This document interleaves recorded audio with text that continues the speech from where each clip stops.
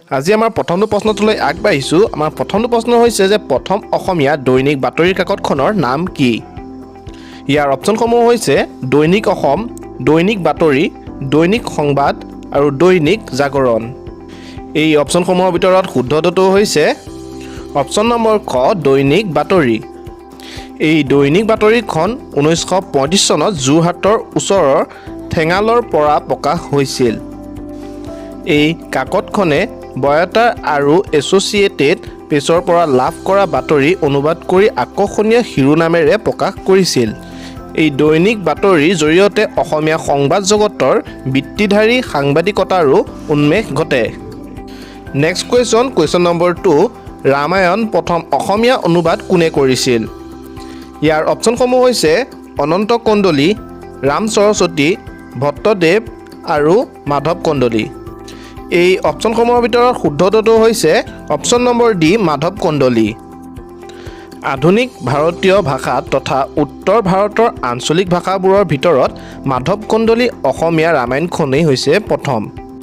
Next question number 3 অসমৰ সৰ্বোচ্চ মন্দিৰটো হৈছে অপশ্যন নম্বৰ এ প্ৰণিগুদামৰ মৃত্যুঞ্জয় মন্দিৰ, option number B Guwahati Umananda মন্দিৰ, অপশ্যন নম্বৰ চি নেঘেৰী টিঙৰ শিৱ মন্দিৰ আৰু অপশ্যন নম্বৰ চি শিলঘাটৰ কামাখ্যা মন্দিৰ। এই গোটেই অপশ্যনসমূহৰ ভিতৰত শুদ্ধটো হৈছে অপশ্যন নম্বৰ ক পুৰণিগুদামৰ মহামৃত্যুঞ্জয় মন্দিৰ। এই মন্দিৰটোৰ উচ্চতা হৈছে 32 মিটাৰ। যদিহে আপোনালোকে ফুটত যদিহে চায় তেতিয়াহ'লে 104 ফুট এই মন্দিৰটোৰ উচ্চতা আৰু ভূমিৰ পৰিধি হৈছে 195 ফুট। মনত ৰাখিব। এতিয়া আমি তাৰ পাছৰ প্ৰশ্নটোলৈ আগবাঢ়িছোঁ। নেক্সট কুৱেশ্যন নম্বৰ 4 অৰ্জুন বঁটা লাভ কৰা প্ৰথম অসমীয়া ক্ৰীড়াবিদ কোন? ইয়াৰ অপশ্যনসমূহ হৈছে বিদ্যুৎ গোস্বামী, ভোগেশ্বৰ বৰুৱা, বিতুপন শইকীয়া আৰু মনালিছা বৰুৱা মেহতা। এই অপশ্যনসমূহৰ ভিতৰত শুদ্ধটো হৈছে অপশ্যন নম্বৰ খ ভোগেশ্বৰ বৰুৱা। মনত ৰাখিব অৰ্জুন বঁটা লাভ কৰা প্ৰথম অসমীয়া হৈছে ভোগেশ্বৰ বৰুৱা। এই অৰ্জুন বঁটাটোনো কি আপোনালোকক অকণমান জনাই দিছোঁ। অনবদ্য ক্ৰীড়াৰ দক্ষতাৰ বাবে অৰ্জুন প্ৰদান কৰা হয়। এই বঁটা আছে অৰ্জুনৰ এটা প্ৰতিমূৰ্তি আৰু নগদ 5 লাখ টকা। আৰু ভোগেশ্বৰ বৰুৱাই অৰ্জুন বঁটা লাভ কৰে 1966 চনত। মনত ৰাখিব ভোগেশ্বৰ বৰুৱাই অৰ্জুন বঁটা লাভ কৰিছিল কিমান চনত? 1966 চনত। মনত ৰাখিব, খুবেই ইম্পৰ্টেণ্ট কুৱেশ্যন। এতিয়া আমি তাৰ পাছৰ প্ৰশ্নটোলৈ আগবাঢ়িছোঁ। নেক্সট কুৱেশ্যন নম্বৰ 5 শুৱালকুছি কিয় বিখ্যাত? ইয়াৰ অপশ্যনসমূহ হৈছে তীখা উদ্যোগত, পাট মুগা উদ্যোগত, কপাহ উদ্যোগত আৰু চামৰা উদ্যোগত। এই অপশ্যনসমূহৰ ভিতৰত শুদ্ধটো হৈছে অপশ্যন নম্বৰ খ পাট মুগা উদ্যোগত। যিহেতু আমি সকলোৱে জানো শুৱালকুছি কিহৰ কাৰণে বিখ্যাত? পাট মুগাৰ কাৰণে শুৱালকুছি বিখ্যাত। গুৱাহাটীৰ পৰা প্ৰায় 24 কিলোমিটাৰ নিলগত শুৱালকুছি পাট মুগা উদ্যোগৰ বাবে জনাজাত স্থান। শুৱালকুছি হৈছে বিশ্বৰ অন্যতম বৃহৎ বয়ান গাঁও, যাক পূবৰ মানচেষ্টাৰ ৰূপে জনা যায়। মনত ৰাখিব শুৱালকুছিক মানচেষ্টাৰ বুলিও জনা যায়।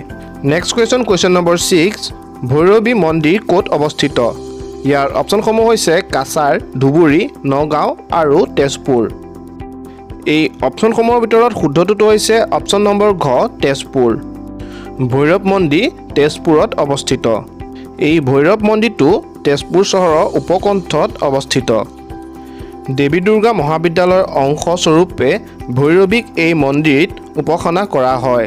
এই ভৈৰৱ মন্দিৰ হৈছে অসমৰ উল্লেখনীয় শক্তিপীঠ।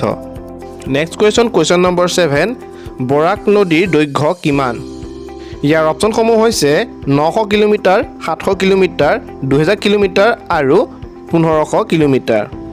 এই অপশ্যনসমূহৰ ভিতৰত শুদ্ধটো হৈছে অপশ্যন নম্বৰ ক 900 কিলোমিটাৰ। মনত ৰাখিব বৰাক নদীৰ দৈৰ্ঘ্য হৈছে প্ৰায় 900 কিলোমিটাৰ।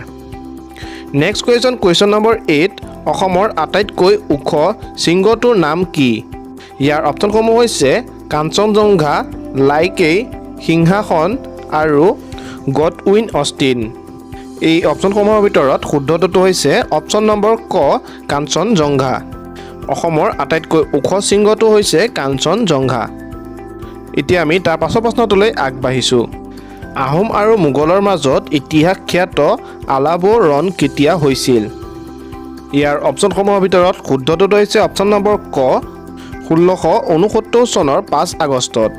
নেক্সট কুৱেশ্যন নম্বৰ 10 অসমৰ আটাইতকৈ পুৰণি তেল শোধনাগাৰটো কোনটো ইয়াৰ অপচনসমূহ হৈছে গুৱাহাটী শোধনাগাৰ ডিগবৈ শোধনাগাৰ বঙাইগাঁও শোধনাগাৰ নুমলীগড় শোধনাগাৰ এই কুৱেশ্যনটোৰ এনসাৰ মই কৈ নিদিওঁ আপোনালোকে এই কুৱেশ্যনটোৰ এনসাৰ অপচনসমূহৰ ভিতৰত কোনটো শুদ্ধ হয় আপোনালোকে কমেন্ট কৰি জনাই দিব আশা কৰোঁ আজি এই ভিডিঅ'টো চাই ভাল পালে আজিলে এই ভিডিঅ'টোত ইমানখিনি আছিলে যদিহে আগলৈ এনে ধৰণৰ ভিডিঅ'সমূহ চাই থাকিব বিচাৰে চেনেলটো সাবস্ক্ৰাইব কৰি কাষত থকা বেল আইকনটো প্ৰেছ কৰি ৰাখিব আজিলে মই ৰাজাই বিদায় লৈছোঁ পুনৰ লগ পাম নতুন এটা ভিডিঅ'ত ধন্যবাদ জয় আই অসম